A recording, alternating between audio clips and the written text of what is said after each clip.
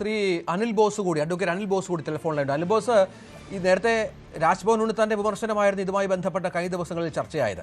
പിന്തുണയ്ക്കുന്നത് ഈ പറഞ്ഞതുപോലെ നിരവധി പരാതികളുള്ള ഒരാളെ വീക്ഷണം പത്രം മുഖപ്രസംഗത്തിലൂടെ പോലും പിന്തുണയ്ക്കുന്ന ഒരു സാഹചര്യം ഒരുങ്ങി വരുന്നു. അത് എന്തിൻ്റെ പേരിലാണ് എന്ന് മനസ്സിലാകുന്നില്ല. കോൺഗ്രസിൻ്റെ നേതൃത്വം, KPCC അധ്യക്ഷനടക്കം ഇതിനെതിരെ, രാഹുലിനെതിരെ രംഗത്ത് വന്നിട്ടും രമേശ് ചെന്നിത്തലയും VD സതീശനും ശക്തമായ നിലപാടെടുത്തിട്ടും കെ മുരളീധരൻ അതിശക്തമായ വിമർശനങ്ങൾ നടത്തിയിട്ടും കോൺഗ്രസിൽ ഇപ്പോഴും രണ്ടഭിപ്രായം ഉണ്ടെന്നേ.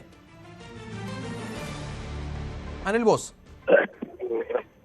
ഒന്നാമത്തെ കാര്യം, ആരോപണം ഉയർന്ന സമയത്ത് തന്നെ യൂത്ത് കോൺഗ്രസ് സ്റ്റേറ്റ് പ്രസിഡന്റ് തൽസ്ഥാനം അദ്ദേഹം രാജിവെച്ചു. 2, പാർട്ടി എന്നുള്ള നിലയിൽ ഇതിനെ ഗൗരവമായി കണ്ടുകൊണ്ട് അദ്ദേഹത്തെ പാർട്ടിയിൽ നിന്നും സസ്പെൻഡ് ചെയ്തു. 3, നിലവിൽ അന്നത്തെ സാഹചര്യത്തിൽ ഏതെങ്കിലും ഒരു പരാതിയുമായി ഒഫീഷ്യലായി ഏതെങ്കിലും ഒരു അന്വേഷണ ഏജൻസി മുൻപാകെ വന്നില്ല. അന്വേഷണ ഏജൻസി മുൻപാകെ പരാതി കൊടുക്കുകയും മൊഴി കൊടുക്കുകയും അന്വേഷിക്കുകയും ചെയ്ത് കേരളത്തിലിരിക്കുന്ന ആഭ്യന്തര വകുപ്പ് എന്ന് പറയുന്നത് കോൺഗ്രസ് പാർട്ടിയുടേതല്ല. അപ്പൊ ആ കേസെടുക്കേണ്ട ഉത്തരവാദിത്വവും അന്വേഷിച്ച് കുറ്റക്കാരുണ്ടെങ്കിൽ, പരാതിക്കാരുണ്ടെങ്കിൽ അതൊക്കെ പരിശോധിച്ച് നടപടി എടുക്കേണ്ടത് ഗവൺമെന്റാണ്. ആ ഗവൺമെന്റ് എടുക്കുന്ന ഒരു നടപടിയെയും കോൺഗ്രസ് പാർട്ടി ഔദ്യോഗികമായി എതിർക്കുന്നില്ല എന്ന് മാത്രമല്ല, അതിനെ പരിപൂർണമായി പിന്തുണയ്ക്കുകയും സ്വാഗതം ചെയ്യുകയും ചെയ്യുന്നു. പാർട്ടി നിലപാട് ഇരയ്ക്കൊപ്പമാണ്. സ്വാഭാവികമായും പരാതിക്കാർ ഉണ്ടാവണം, പരാതിയിൽ അന്വേഷണം ഉണ്ടാവണം, അതിൽ നടപടികൾ ഉണ്ടാകണം. എന്നാൽ വന്ന പരാതികളിൽ എന്ത് നടപടി ഗവൺമെന്റ് എടുക്കാൻ കഴിഞ്ഞു? സ്വാഭാവികമായും യൂത്ത് കോൺഗ്രസ് പ്രസിഡന്റ് ആയിരിക്കുന്ന ഒരാൾ, നിങ്ങൾ ഇവിടെ പറഞ്ഞതുപോലെ വളഞ്ഞ വഴിയോ എന്ന് രാഷ്ട്രീയ എതിരാളികൾക്ക് ആക്ഷേപിക്കാം. എന്തായാലും യൂത്ത് കോൺഗ്രസിന് നടന്ന ഒരു തെരഞ്ഞെടുപ്പ് പ്രോസസ്സിൽ പ്രസിഡന്റായ ഒരാളോട് പാർട്ടി പ്രവർത്തകർക്ക് സ്വാഭാവിക താല്പര്യം ഉണ്ടാകും എന്നത് ആർക്കും തർക്കിക്കാൻ കഴിയുന്ന ഒരു കാര്യമല്ല. പ്രത്യേകിച്ച് CPM എന്ന് പറയുന്ന പാർട്ടിക്കെതിരായി വളരെ രൂക്ഷമായി വിമർശനം ഉന്നയിക്കുന്ന ഒരു ചെറുപ്പക്കാരൻ കൂടിയാകുമ്പോൾ അതിനെ രാഷ്ട്രീയമായി പാർട്ടി പ്രവർത്തകർ ഉൾക്കൊള്ളും, സ്നേഹിക്കും, അംഗീകരിക്കും, പിന്തുണ കൊടുക്കും. അങ്ങനെ ഒരാളെ പെട്ടെന്ന് വിട്ടുകൊടുക്കാൻ പാർട്ടി പ്രവർത്തകരുടെ മനസ്സ് അനുവദിക്കത്തില്ല. അത് യാഥാർത്ഥ്യമാണ്. പക്ഷെ നാം കാണേണ്ടത്, ഇവിടെ സമാന ആരോപണങ്ങൾ നേരിട്ടുകയും പരാതി വരികയും ചെയ്ത MLA മാർ നിയമസഭയിൽ ഇരിക്കുകയാണ്. എക്സ്പെഷ്യലി കൊല്ലം CPM MLA, CPM-ന്റെ പാർട്ടി ചുമതലയുള്ളയാളാണ് ശ്രീ M. മുകേഷ്. അദ്ദേഹത്തിനെതിരെ കേസ് വന്നു. എന്ത് നടപടി ഈ ഗവൺമെന്റ് സ്വീകരിച്ചു? എന്താണ് സ്വീകരിച്ചത്? അവർ പറയണ്ടേ? ഇപ്പൊ ആദർശം പറഞ്ഞല്ലോ, CPM പ്രതിനിധി. അത് രണ്ടും കൂടി ഒന്നുമില്ല. കേസ് പെണ്ണ് കേസല്ല, ഒറ്റ കേസാണ്. അത് രണ്ടും കൂടി ഒന്നും കൂട്ടണ്ട. ആര് പെണ്ണ് പിടിച്ചു എന്ന് പറഞ്ഞ് പരാതി വന്നാലും കേസ് ഒറ്റ കേസാണ്. അത് മുകേഷിന്റെ കേസ് പിന്നെ പെണ്ണുങ്ങളെ പീഡിപ്പിച്ചല്ല, തലോടുകയായിരുന്നു എന്ന് പറയണ്ട. രാഹുൽ മാങ്കൂട്ടത്തിന്റെയും തലോടുകയാണെന്ന് പറയണ്ട. അങ്ങനെ കേസുണ്ടെങ്കിൽ അത് അന്വേഷിക്കേണ്ടത് കേരള പ്രദേശ് കോൺഗ്രസ് കമ്മിറ്റി അല്ല. കേരള പ്രദേശ് കോൺഗ്രസ് കമ്മിറ്റി ചെയ്യേണ്ട ജോലികൾ ചെയ്തിട്ടുണ്ട്. AICC നേതൃത്വത്തിന്റെ അനുമതിയോടെ ചെയ്യേണ്ട എല്ലാ സംഘടനാ നടപടികളും സ്വീകരിച്ചിട്ടുണ്ട്. ഞാൻ കോൺഗ്രസ് പാർട്ടിയുടെ പ്രതിനിധിയായി ചാനൽ ചർച്ചകളിൽ പങ്കെടുക്കാൻ നിയോഗിച്ചിട്ടുള്ള ഒരു വ്യക്തി, പാർട്ടിയുടെ വിവിധ ചുമതലകൾ വഹിക്കുന്നത്. ഇപ്പോഴും ഞാൻ തമിഴ്നാട്ടിലാണുള്ളത്, പാർട്ടിയുടെ AICC-യുമായി ബന്ധപ്പെട്ട് നൽകിയ ചുമതല പ്രകാരം. അങ്ങനെയുള്ള നമ്മളടക്കം വളരെ ഓപ്പണായി എന്റെ സോഷ്യൽ മീഡിയ ഫോറത്തിലും പങ്കെടുത്ത ചർച്ചകളിലും രാഹുൽ മാങ്കൂട്ടത്തിന്റെ നിലപാടിനെ ഇന്നല്ല, പാർട്ടി എന്ന് നടപടിയെടുത്തോ ആ നിമിഷം മുതൽ തള്ളി പറഞ്ഞിട്ടുണ്ട്.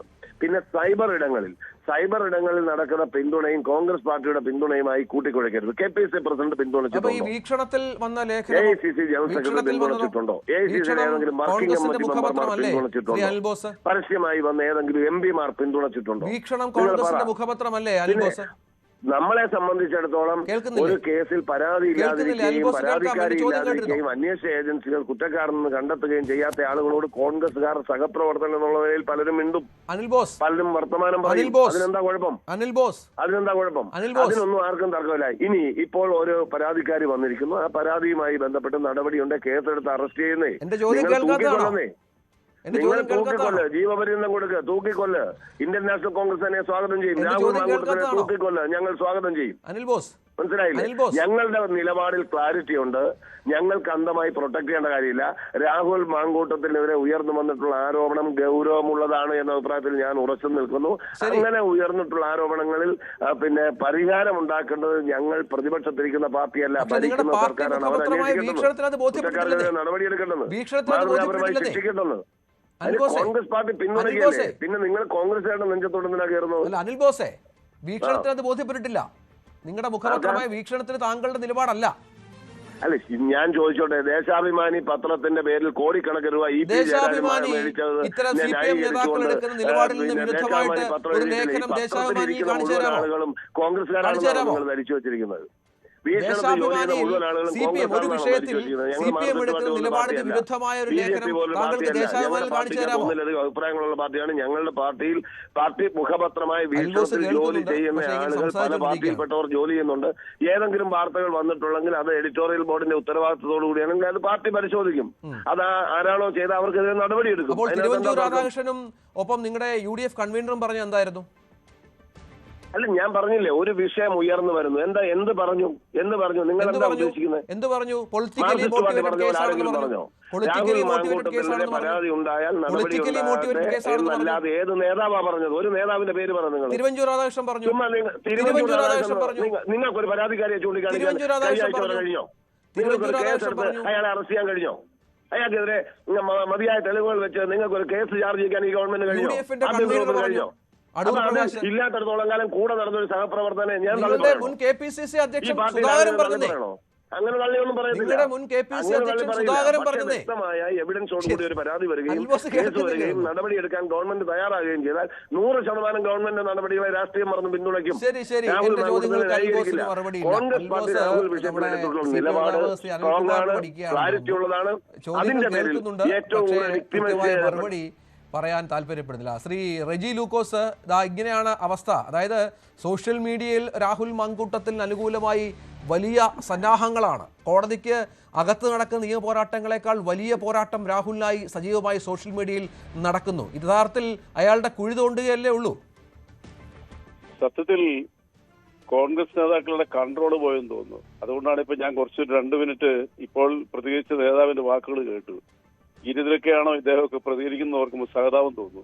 ഈ വെട്ടുക്കിളി കൂട്ടത്തിലെ ഇറക്കി കേരളത്തിലെ പൊതുസമൂഹത്തിൽ അവരുടെ നേതാക്കളെ തന്നെ ഏറ്റവും മോശമായി ചിത്രീകരിച്ച് ഒരു തരത്തിലും നമുക്ക് അംഗീകരിക്കാൻ പറ്റാത്ത രീതിയിലുള്ള വാക്കുകളിലൂടെ, പ്രത്യേകിച്ച് അവരുടെ വനിതാ നേതാക്കന്മാരെ, ഉമാ തോമസിനെ പോലെ മരണവക്കിലും തിരിച്ചെത്തിയ വളരെ ആദരവോടുകൂടി കേരളത്തിലെ പൊതുസമൂഹം കാണുന്ന ഉമാ തോമസ്, അതുപോലെ ഷാനിമോൾ ഉസ്മാൻ, KK രമ പോലെയുള്ള നേതാക്കന്മാരെ ഇവര് പിന്നെ എന്താ പറയാ, അവരണിയിച്ച ചില വിചിത്രമായ വാക്കുകളും ഒരിക്കലും അംഗീകരിക്കാൻ പറ്റാത്ത പദപ്രയോഗങ്ങളും ഈ രാഷ്ട്രീയ നേതാക്കളുടെ ജീവിതത്തിലെ ഏറ്റവും വലിയ അധപതനത്തിന്റെ ആണിക്കല്ലായി മാറിയിരിക്കുന്നു.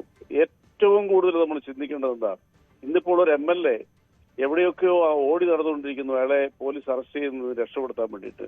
കേരളത്തിൽ ഇതുപോലൊരു ജനപ്രതിനിധിക്ക് ഇങ്ങനെ ഒരു ഗതികേട് വന്നിട്ടുണ്ടോ? നമ്മളൊന്ന് ആലോചിച്ച് നോക്കി. എന്തിന്റെ പേരിലാണെന്ന് അറിയിക്കണം. അയാൾ നിരവധി സ്ത്രീകളെ വേട്ടയാടി ജീവിതം തുലയ്ക്കാൻ ശ്രമിച്ചു.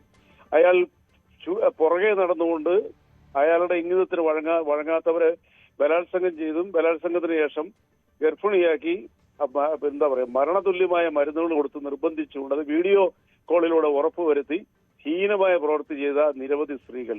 ആദ്യമായി പുറത്തു വന്ന് ഈ വിഷയം പുറത്തു വിട്ട ആ പെൺകുട്ടി ആൻ മരിയ ജോർജ് എന്ന് പറഞ്ഞ പെൺകുട്ടിയിലാണ് ഇവർ വേട്ടയാടൽ തുടങ്ങിയത്.